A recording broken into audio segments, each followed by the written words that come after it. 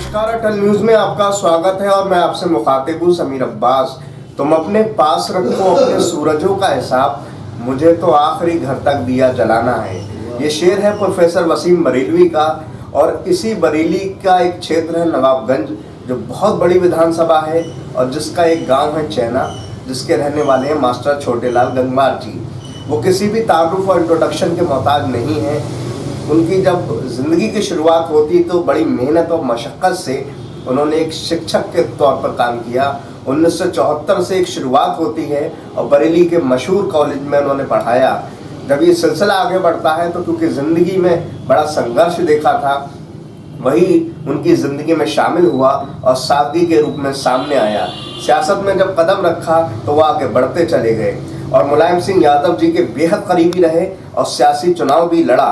उसके बाद जब ये सिलसिला आगे बढ़ा तो एक दौर ये भी था कि 1995 में जब उनको 95-96 में जब उन्हें टिकट दिया गया तो उन्होंने उस वक्त के भगवत शरण गंगवार जी को ज़बरदस्त शिकस्त दी और ऐसे ऐसे काम किए जो उस वक्त की जो नस्ल है उसका आज फ़ायदा दे रहे हैं, जिसमें से एक हम भी हैं। क्योंकि हमारा ताल्लुक़ सेथल से है, जो नवाबगंज का एक सबसे बड़ा और सबसे पुराना टाउन एरिया है और जिसकी एक बड़ी आबादी है। उसके लिए जो काम मास्टर छोटेलाल गंगवार जी ने 25 साल पहले किए वो आज हमें फ़ायदा दे रहे हैं। इसके अलावा बहुत सारी सड़कें, बहुत सारे ऐसे गांव हैं, डुआवट है और भी बहुत सारे गांव हैं, लाड़पुर है, जहाँ की सड़कें वीरान थी।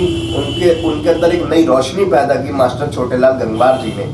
सियासी मुकाम बहुत कुछ हैं। 1999 में जब उन्हें लोकसभा का चुनाव लड़ा तो उस वक्त के और मौजूदा टाइम के सांसद संतोष कुमार गंगवार जी के अलावा सेकंड पोजीशन उन्होंने हासिल की है। तमाम मुकाम और बुलंदी हासिल करते, लेकिन ज़िंदगी में जो सादगी और शाइस्तगी है वो नहीं छोड़ी। आज हमारे साथ मौजूद हैं और एक बार फिर से ताल ठोक रहे हैं। नवाबगंज विधानसभा की जब बात करते हैं तो पूरा इलाका कुछ इस तरह से बटा हुआ है। 3.5 लाख के आसपास वोटिंग होती है। बड़ी आबादी गंगवार समुदाय की है, मुस्लिम समुदाय भी है। वो सब जो है छोटेलाल गंगवार जी को ज़बरदस्त तरह से पसंद करते रहे हैं। जाहिर है क्योंकि उनकी शख्सियत ऐसी है, वो हर समाज में जाते हैं, सुख दुख में शामिल होते हैं। आज हमारे साथ मौजूद हैं, उनसे हम उनकी ज़िंदगी के बारे में जानेंगे और जो आगे की जो उनका विज़न है उसके बारे में समझने की कोशिश करेंगे। एक छोटा सा तारुफ उर्दू में कहो तो तारुफ, हिंदी में कहो तो आपका एक परिचय मैंने आपका दिया है। कहने को बहुत कुछ बातें हैं क्योंकि जिस तरह से आपने काम किया और जिस तरह से हमने देखा बचपन में वो बहुत बड़ा। कुछ इजाफा करना चाहें तो कर सकते हैं, उसके बाद हम विषय पर आएंगे। मैं मास्टर छोटेलाल गंगवार नवाबगंज तहसील के गांव चेला का रहने वाला हूँ और वर्ष 1974 से बरेली के प्रतिष्ठित inter college Kunwar Daya Shankar Edward memorial inter college में वर्ष 2019 तक अध्यापक रहा और अध्यापक रहते मैंने नवाबगंज विधानसभा क्षेत्र की और बरेली के तमाम पूरे बरेली ज़िला में मैंने जनसेवा की, लोगों को दर्द सुना और वर्ष 89 में मैं जनता दल से चुनाव लड़ा था। माननीय मुलायम सिंह यादव जी ने मुझे टिकट दिलाया था, लेकिन टिकट कैंसिल हो गया था। इस वजह से वो चुनाव 2 हिस्सों में बट गया और वो चुनाव हार गए। वर्ष 1993 में पुनः माननीय मुलायम सिंह जी ने मुझे नवाबगंज विधानसभा से चुनाव लड़ाया। मैं थोड़े मोटे उस चुनाव हार गया था। वर्ष 1996 में पुनः समाजवादी पार्टी ने मुझे चुनाव लड़ाया और मैं भारी बहुमत से जीता। नवाबगंज के अंदर भारतीय जनता पार्टी के लोगों ने वर्ष 1991 में जो बलवा फैलाया चुनाव के टाइम, उससे नवाबगंज तहसील के अंदर बहुत से गांव से लगभग 40-42 गाँव से मुसलमानों का पलायन हुआ। वो जगह जगह बैठे जाएंगे, जगह जगह बसे जाएंगे, लेकिन किसी राजनीतिक दल ने किसी ने कोई गौर नहीं किया। मैंने उस भारतीय जनता पार्टी के खिलाफ सबसे पहले बरेली कचहरी पर धरना दिया और सरकार को ज्ञापन दिया कि ये भारतीय जनता पार्टी के लोग इस क्षेत्र के अंदर सांप्रदायिकता फैला रहे हैं, इसे रोका जाए। तो मुझे पूर्ण विश्वास है कि वहाँ का अल्पसंख्यक समुदाय, मुस्लिम समुदाय और विशेष तौर से आम जनता मेरे साथ है। मुझे उम्मीद है कि आगामी चुनाव में पार्टी अगर मुझे चुनाव लड़ाती है तो पूरी विधानसभा के अंदर 60% से 70% वोट मास्टर छोटेलाल गंगवार को मिलेगा। मैं ये जानना चाहता हूँ कि आज हम जिन सड़कों पर चलते हैं, सेथल और उसके आसपास के जो बहुत सारे गांव हैं, नवाबगंज के 2 ब्लॉक में बटा हुआ है, उसमें वो सड़कें आज जो रोशन नज़र आती हैं वो आपकी देन है। बड़ा ज़बरदस्त खाका आपने 25 साल पहले तैयार किया, और क्योंकि उस टाइम फंड भी कम होता था, जरिए भी कम थे, कैसे कर पाए? और आज के टाइम में परिस्थितियाँ दूसरी हो चुकी हैं। इस संबंध में मैं ये कहना चाहूँगा, जो विधानसभा के अंदर जो पार्टी सरकार होती है तो अपना बजट पेश करती है, उस बजट को बहुत से लोग ना बजट की किताब लेते हैं और ना बजट को फिर पढ़ते हैं। मैंने जो भी काम कराए हैं सरकार पे दबाव देकर और सरकार से काम कराए हैं, और मैंने पूरा विधानसभा नवाबगंज का हर गांव सड़कों से जोड़ दिया।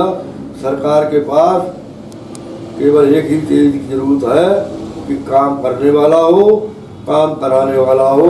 सरकार में न पैसे की कमी है न काम की कमी है। मैं ये दावा करता हूँ आपसे, मैंने जितना 5 साल के अंदर काम कराया, बड़ी बड़ी सड़कें, 4-6 बड़ी बड़ी सड़कों का मैं नाम लेना चाहूँगा। इससे पहले बहुत समय तक पूर्व मंत्री माननीय चेतराम गंगवार मंत्री रहे थे, लेकिन उनके गांव से हंसा तक रोड नहीं बनी हुई थी। मैंने उनके गांव से हंसा तक बड़ी रोड बनवाने का काम किया। दूसरी सेतल से और जो रिशोला ताराचंद, जहाँ की एक रामद्वारू बहुत बड़ा धार्मिक स्थल है, वहाँ तक आने जाने का कोई रास्ता नहीं था, वो मैंने सेतल से और रिशोला ताराचंद होती हुई लवेड़ा तक सड़क बनवाने का काम किया। दूसरी बहुत बड़ी सड़क नवाबगंज से जो बुढ़िया भीकमपुर, नौवा रंगला, सरेतपुर होती हुई बीसलपुर रोड में जोड़ती है, वो सड़क बनवाने का काम किया। तीसरी ग्राम बरखन से जो पीलीभीत बरेली पीलीभीत रोड को खमड़िया पुल पर जोड़ती है, वो बड़ी सड़क बनवाने का काम किया। तो काम करने वाले में काम करने की क्षमता होनी चाहिए। सरकार का जो बजट है उसे जो पड़ेगा वो काम कर पाएगा। लोग निष्क्रिय होते हैं, कोई बजट भाषण में पहुँचता नहीं, कोई सुनता नहीं, इस वजह से काम नहीं करवा पाते हैं। और यही रिकॉर्ड इस वजह से बना है कि जो मेरे 5 साल का जो काम है वो आज तक इतने 50 साल में पूरा नहीं कर पाए हैं। आपके बाद तकरीबन 25 साल का अरसा गुजर चुका है। आपने जो जाल बिछाया पूरे नवाबगंज क्षेत्र में, और उसके बाद से हालात आज जो है वो हमारे सामने हैं। सेथल जादवपुर रोड से जब आप गुजरेंगे तो हाल क्या है वो बताने की ज़रूरत नहीं है। कहने को तो कह दिया कि सड़कें बन रही हैं, और इस बीच समाजवादी पार्टी के विधायक भी रहे, बीजेपी के विधायक भी रहे, लेकिन हाल जस का तस है। इसके अलावा सेथल के आगे जो गांव एक स्टेशन पड़ता है और वो पूरा नवाबगंज को जोड़ देता है, उसके हाल भी अपनी हकीकत को बयान कर रहे हैं। आपके बाद तो काम ऐसा लगता है हुआ ही नहीं, जबकि विधायक समाजवादी पार्टी के भी रहे और बीजेपी के भी रहे। क्या कहना चाहते हैं इसमें? मैंने बताया आपको, अभी बताया कि जिसकी काम कराने में रुचि होती है काम कराएगा, जिसकी जल सेवा में रुचि होती है जल सेवा करेगा। हमारा सबसे पहला एक ही उद्देश्य था कि हमारे क्षेत्र के किसी आदमी के सम्मान और स्वाभिमान पर ठेस न पहुँचे। लॉ एंड ऑर्डर, कानून की व्यवस्था 5.5 सालों तक ऐसी रही कि नवाबगंज के अंदर किसी गरीब अमीर को किसी ने सताया नहीं। गुंडा चोर लफंगे नवाबगंज छोड़ के भाग गए। बस 1-2 सवाल और आखिरी के रह गए, क्योंकि आप शिक्षक रहे हैं। आपने बहुत सारी प्राथमिक कॉलेजों को, स्कूलों को नई जिंदगी दी, वहाँ बनाया।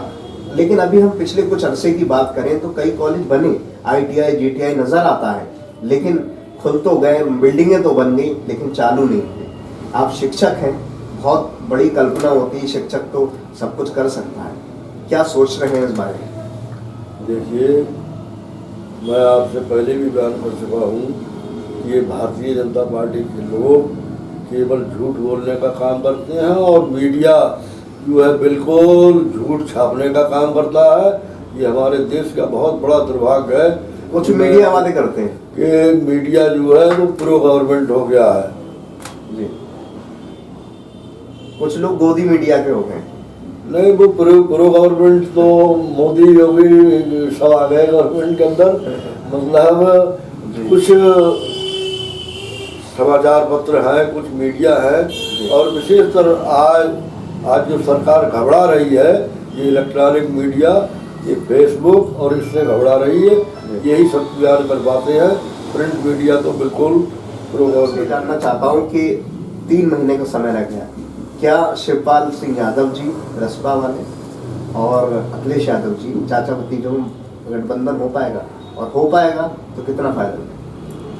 देखिए, गठबंधन से तो सभी को फायदा मिलता है, लेकिन चाचा भतीजे की लड़ाई है, वो उनके घर का मामला है, इसलिए हमें ज़्यादा जानकारी नहीं है। वैसे चाचा भी कह रहे हैं गठबंधन होगा, भतीजा भी कह रहा है गठबंधन होगा। जी, मैं आपसे एक आखिरी बात जानना चाहता हूँ। आपने ज़िंदगी में तमाम मुकाम हासिल किए, एक ज़बरदस्त शिक्षक रहे, एक ज़बरदस्त विधायक रहे, आज भी लोग इज्जत करते हैं, और हम जैसे नौजवान ने तो आपको ही देखा, क्योंकि हमने लाल बहादुर शास्त्री को नहीं देखा, हमने पंडित जवाहरलाल नेहरू को नहीं देखा, हमने इंदिरा गांधी को नहीं देखा, हमने आपको देखा, हमने आपकी सादगी को देखा, आपकी संजीदगी को देखा। आपने तमाम मुकाम हासिल किए ज़िंदगी में। इस बीच अपने मनोरंजन के लिए छोटेलाल गंगवार जी क्या कर पाते हैं आज भी, क्योंकि सियासत फुल टाइम जॉब है, बड़ी स्ट्रेस का काम है, मनोरंजन के लिए क्या कर पाते हैं? देखिए, हमारा तो हर जगह मनोरंजन है। आप बैठे, आपके साथ है, दूसरा बैठा दूसरे के साथ है, तीसरा बैठा तीसरे के साथ है। कोई नौटंकी या सिनेमा देखना ही मनोरंजन नहीं होता है। मनोरंजन होता है व्यक्तियों में वार्तालाप से, अच्छी बात से, अच्छी शिक्षा से। हम जितने लोगों को बैठेंगे उतना ही हमारा ज़्यादा ज्ञान बढ़ेगा। तो हमारा 24 घंटे का काम जनता के बीच रहने का है, जनता की बातें सुनते हैं, अपनी बातें सुनाते हैं, यही हमारा सबसे बड़ा मनोरंजन है। कोई आप मैसेज या पैगाम नवाबगंज बरेली की आवाम जनता को देना चाहते हैं, क्योंकि हर कोई आपको जानता है, पहचानता है, तो आप दे सकते हैं हमारे?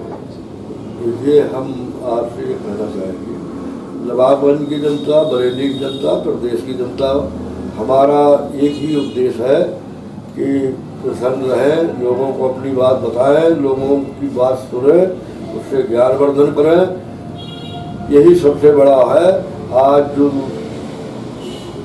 जो मौजूदा सरकारों में सबसे भारी तकलीफ इस देश के नौजवानों को, शिक्षकों को हुई है। बेरोजगारी इतनी बढ़ी है, आदमी आज जो हमारे देश का भविष्य युवा है वो चिंतित है। उसकी चिंता को हम दूर करें, इस भाजपा सरकार को हटाएं, नई सरकार को बनाएं, यही हमारा उद्देश्य है, यही संदेश है। हमारी बहुत सारी शुभकामनाएं हैं आपके लिए, आपकी मोहब्बत, प्यार और स्नेह हमें मिलता रहे। इन तमाम बातों के लिए आपको बहुत सारी शुभकामनाएं भविष्य में। देखिए, हमेशा हम सम्मान और स्वाभिमान के आदी हैं। जहाँ भी हमारी आवश्यकता पड़ेगी, जहाँ भी जरूरत पड़ेगी, 24 घंटे हाजिर है। छोटेलाल गंगवार का 24 घंटे फ़ोन खुला रहता है। किसी को आधी रात भी दिक्कत हो, फ़ोन करेगा तो उसकी समस्या का समाधान करने का प्रयास करेंगे। बहुत सारी शुक्रिया आपका। हमारे साथ थे मास्टर छोटेलाल गंगवार जी, जो कि नवाबगंज की सरजमीन से आते हैं, और उन्होंने बेहद खूबसूरत लबो लहजे में तमाम बात कही। यकीनन सियासत तो सब करते हैं, लेकिन कोई शख्स से शख्सियत बन जाता है, उसको मास्टर छोटेलाल गंगवार जी कहते हैं। यकीनन उन्होंने जो सेंथल और जादवपुर और जो तमाम इलाके हैं नवाबगंज के, और उसके लिए जो काम किया है वो आने वाली नस्लें भी याद रखेंगे, क्योंकि शुरुआत जो करता है, जो आगाज़ करता है, जो बुनियाद रखता है, वो हमेशा अव्वल होता है। इसीलिए तो हम पंडित जवाहरलाल नेहरू को याद रखते हैं, क्योंकि उन्होंने IIT की आगाज़ किया था। सरकार कुछ भी बात कहती रहे, लेकिन इस तरह की शख्सियत नवाबगंज में है, वो बड़ी बात है। मैं उनकी तमाम बातों को शेर के ज़रिए से ख़त्म करना चाहता हूँ कि मैंने तुम्हें आवाज़ दी है बड़े नाज के साथ, ये नवाबगंज की सरजमीन के लोगों को एक शेर है छोटे लाल गंगवार जी की तरफ से, मैंने आवाज़ दी है तुम्हें बड़े नाज के साथ, तुम भी आवाज़ मिला दो मेरी आवाज़ के साथ। फिलहाल इन तमाम बातों के साथ मैं समीर अब्बास, कैमरामैन रईस हुसैन के साथ, अटल न्यूज़ से।